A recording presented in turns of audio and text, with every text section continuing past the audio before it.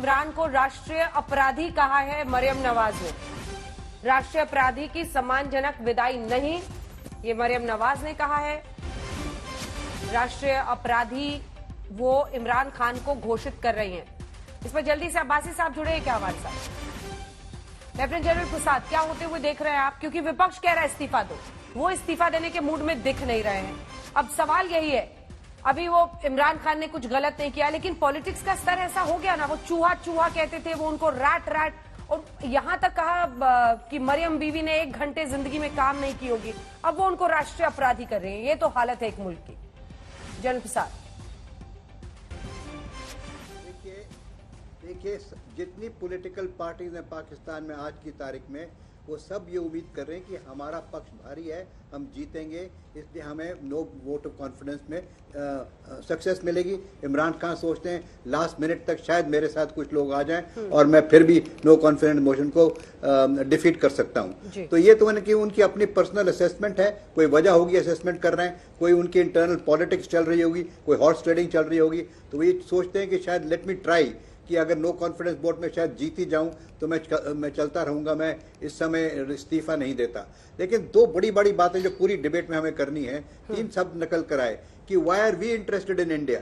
देखिए, किसी भी जगह पर इस किस्म की हरकत होती है, वो पूरा विश्व उसको ध्यान से देखता है। आज यूक्रेन की रशिया की लड़ाई हो रही है, उसमें पूरा विश्व, not a single country is not watching it from the side line, minute to minute उसकी खबरें आ रही है। पाकिस्तान में जो हो रहा है, पूरे विश्व में इस पर इंटरेस्ट है। Pakistan is an important strategic country, उसके साथ उसकी जो ज्योग्राफिक लोकेशन है वो सारी दुनिया के लिए इंपॉर्टेंट है। तो every one in the world is interested in knowing कि पाकिस्तान में क्या पॉलिटिकल मैनूवरिंग चल रही है, क्या मिलिट्री का रोल हो रहा है। और इसमें सबसे बड़ा प्लेयर चाइना भी है। चाइना चुप बैठा देख रहा है क्या हो रहा है, सब देख रहे हैं क्या हो रहा है। अब तीसरी बात जो मैं बड़ी जरूरी आपसे कल भी कही थी मैंने, कि पाकिस्तान की हालात को 2 अलग अलग हिस्सों में देखिए।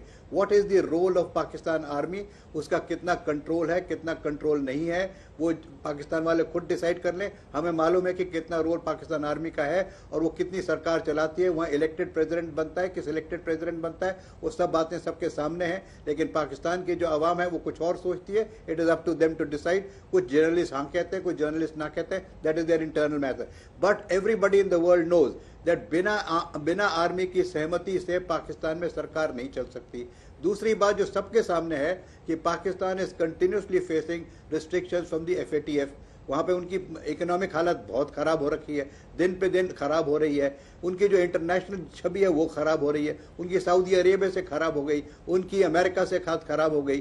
तो ये चीजें सब देख रहे हैं ना लोग। तो there are 2-3 different compartments in which it matter should be looked at. Internal politics क्या है, इंटरनेशनल रिलेशनशिप में उनके हालात क्या हैं, और आर्मी वर्सेस सिविल उनकी क्वेश्चन क्या है। सब ये मानते हैं कि Pakistan wants to continue to demonstrate itself as a democracy. अगर डेमोक्रेसी नहीं रहेगी तो they are not in the part of the committee of nations today. तो वो फसाद रखते हैं डेमोक्रेसी का, आर्मी चलाती है पीछे से रूल। अभी कोई माने ना माने इनकी अपनी मर्जी है, but this is the assessment. जो इस तरह से वहां पर आतंकवाद को बढ़ा दीजिए, तो इस 3-4 कंपार्टमेंट्स को इनको ध्यान से देखा जाए। और मैं ये मानने को तैयार हूं कि इमरान खान की असेसमेंट हो सकती है आज कि शायद वो लास्ट मिनट तक कुछ को तोड़ लें। ये तो दिस इज डर्टी पॉलिटिक्स जो होती है कि किसी को पैसा दे के लास्ट मिनट पकड़ लें, किसी को कहीं बंद करके पकड़ लें, और हो सकता है कि 2-3 दिन टल जाए बात, शायद 3 अप्रैल तक टल जाए, कुछ हो जाए, कुछ मेरे साथ लोग आ जाए, तो why should I resign today. मैं देख लेता हूं एक दफा ट्राई करके, शायद हो जाए, 2 नंबर बढ़ी जाए कहीं से। तो this is something which is horse trading going on in some form or the other, चाहे इससे कोई एग्री करे ना करे। लेकिन बात सिंपल ये है कि पाकिस्तान का आवाम इस समय काफी परेशान है because of financial status of the country. वहां हम ये वर्ड इस्तेमाल नहीं करना चाहते टीवी में, but it is something like begging all over. तो FATF के सामने अगर इस तरह से कुछ होता रहा और इस तरह से गड़बड़ चलती तो ब्लैक लिस्ट में आ जाएंगे, तो इनके पास कुछ रहेगा नहीं। So these are issues which are common knowledge, but on television one doesn't feel very happy to say it about a neighbor, or especially when some very senior lady is sitting on the panel. I don't think it's a very good idea to say it, but these are the facts. अपना debate हम कर रहे हैं, and it's a civil debate. We have to put all the points on the table. तो अब उससे आप माने ना माने, that is individual choice.